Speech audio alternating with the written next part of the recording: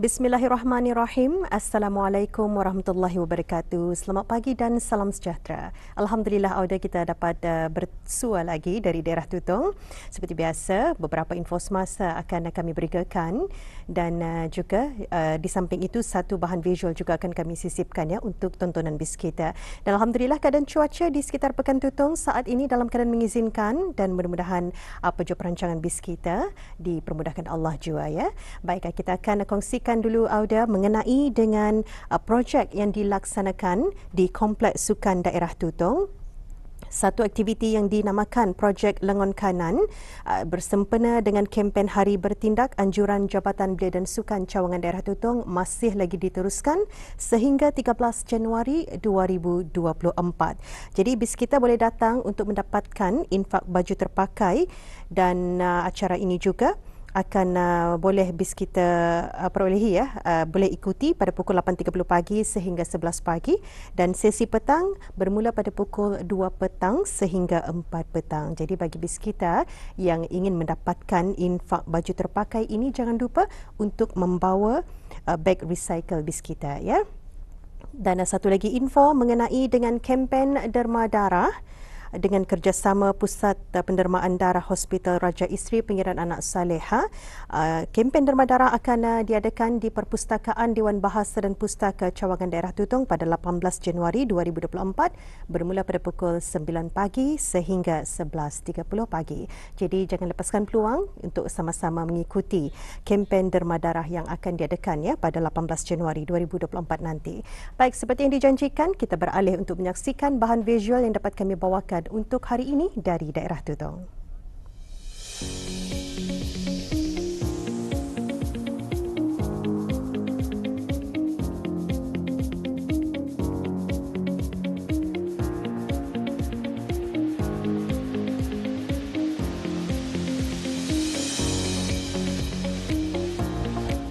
Sekolah Rendah Datu Pemancar Saging Ukong adalah antara salah sebuah sekolah rendah di Kampung Pedalaman dan merupakan satu-satunya sekolah rendah di Kampung Ukong yang pada awalnya dinamakan sebagai Sekolah Melayu Datu Pemancar Saging Ukong.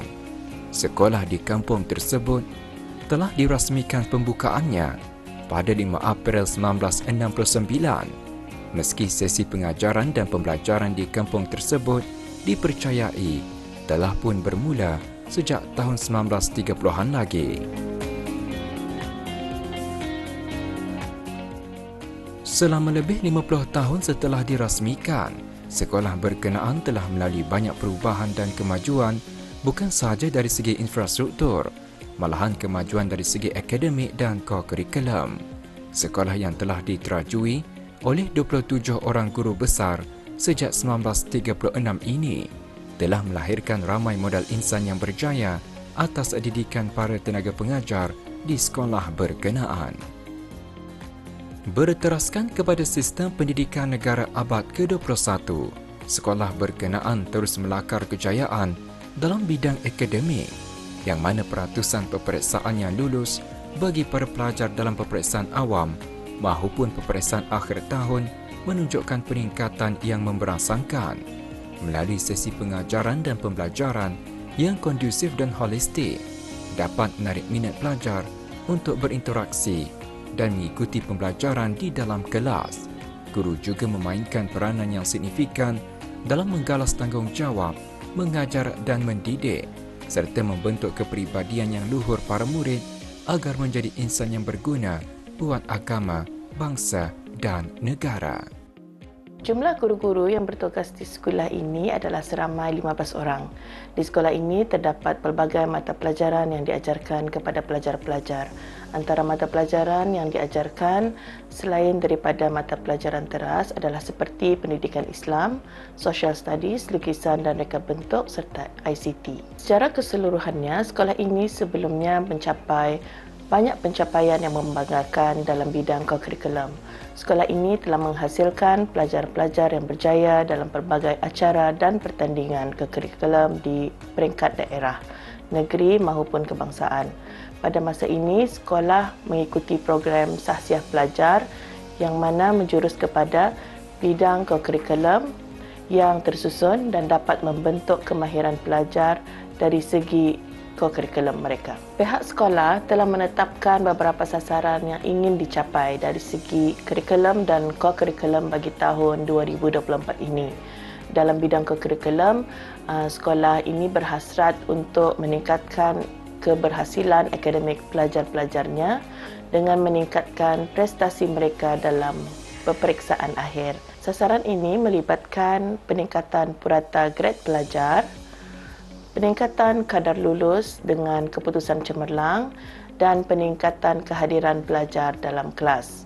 Selain itu, dari segi ko-kurikulum, pihak sekolah juga ingin melahirkan pelajar-pelajar yang berdaya saing dan berkualiti melalui penyertaan aktif dalam aktiviti-aktiviti ko-kurikulum. Sasaran ini termasuklah meningkatkan prestasi dalam pertandingan sukan, seni dan persembahan serta meningkatkan penglibatan pelajar dalam kelab dan persatuan sekolah.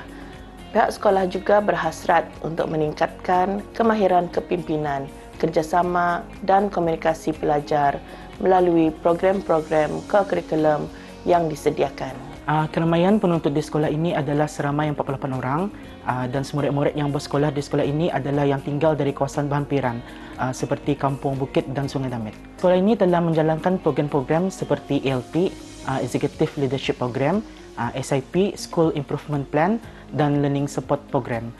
Di samping itu juga, sekolah juga mengadakan peperiksaan seperti PTT 1, iaitu Progress Test Term 1, PTT 2 dan SBE dan CBA untuk tahun 6 untuk memantau pencapaian pelajar. Dengan adanya program-program akademik sekolah, pencapaian akademik sekolah ini adalah meningkat. Di mana pada tahun 2022, PSR Grade A ke D adalah 67%, manakala pada tahun lepas, tahun 2023, pencapaian PSR murid sekolah ini dari Grade A to D adalah 100%.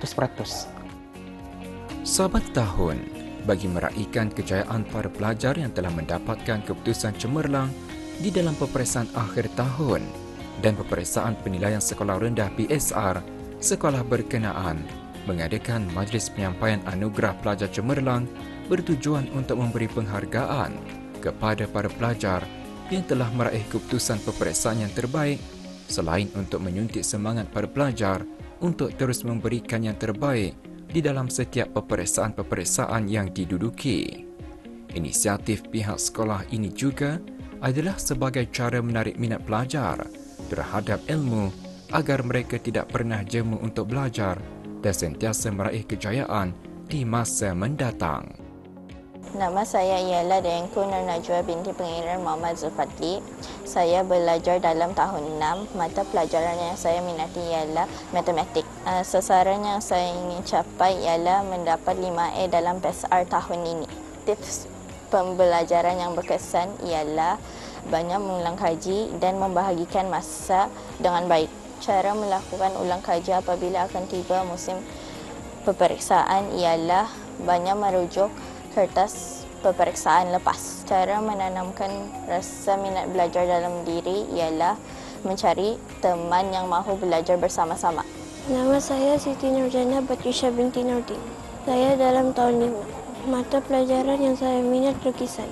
Tumpukan perhatian ketika guru mengajar dan bertanya jika tidak faham. Ulang kaji bersama kawan-kawan di sekolah dan ulang kaji dengan membaca buku di rumah. Kompetensi para murid adalah berkat dari usaha para pelajar itu sendiri untuk mencapai kecemerlangan selain peranan yang dimainkan oleh ibu bapa, penjaga dan para guru untuk memastikan kejayaan para pelajar yang sekaligus dapat menaikkan dan mengharumkan nama sekolah tersebut. Para pelajar hendaklah sentiasa dahagakan ilmu pengetahuan dan terus-menerus ingin mempelajari sesuatu yang baharu agar dapat menjadi insan yang berilmu yang secara tidak langsung membantu negara mencapai wawasan negara 2035.